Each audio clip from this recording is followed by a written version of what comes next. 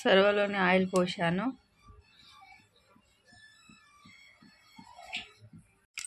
చూడండి, మటన్ని ఆయిల్లో వేసుకొని ఫ్రై చేస్తున్నాను. చూడండి, మటన్ ఫ్రై అవుతుంది. చూడండి, మటన్ ముక్కలు పండుగ ఫ్రై అవుతున్నాయి. ఇలా పండుగ ఫ్రై అయ్యేలాగా వేస్తూ ఉండాలి. కేజీ మటన్ తీసుకొని ఫ్రై చేసుకుంటున్నాను. ఇలా మటన్ పచ్చడి అనేది ఫ్రై చేస్తే చాలా టేస్టీగా వస్తుందండి. హాఫ్ కేజీ మటన్ని నూనెలో ఫ్రై చేసుకొని ఒక ప్లేట్లోకి తీసుకున్నాను.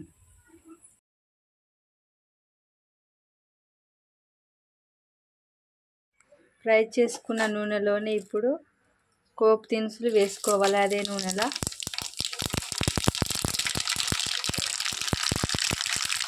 ఇలా కొత్తిమీర వేస్తున్నాను.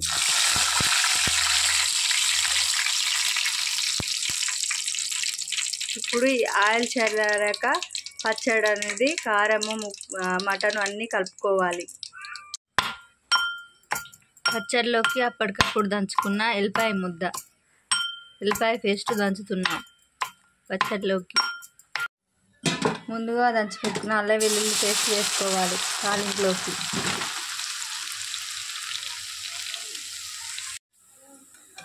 చిటికెడంత పసుపు వేసుకోవాలి.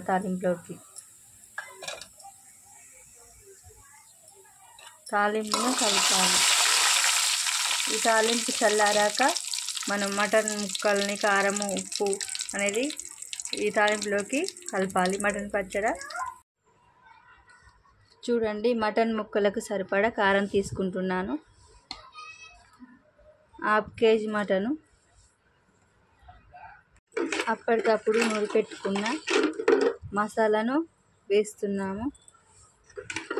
అప్పటికప్పుడు దంచి పెట్టుకున్న మసాలా ఇది. కారం సరిపడా సాల్ట్ వేస్తున్నాను. ఇవన్నీ కలుపుతున్నాను.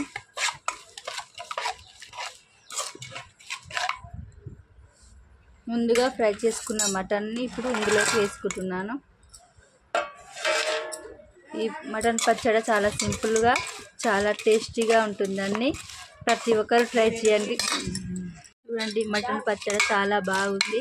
మటన్ పచ్చడి రెడీ అయింది. ఈ వీడియో కనుక మీకు నచ్చితే ప్రతి ఒక్కరు లైక్ చేయండి, షేర్ చేయండి, కామెంట్ చేయండి, సబ్స్క్రైబ్ చేయండి ఫ్రెండ్స్.